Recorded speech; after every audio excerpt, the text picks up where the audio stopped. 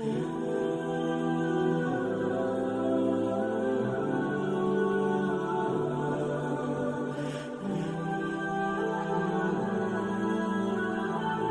المومنین سیدہ عائشہ صدیقہ رضی اللہ عنہا سے مروی ہے کہ حضرت حسین بن علی رضی اللہ عنہ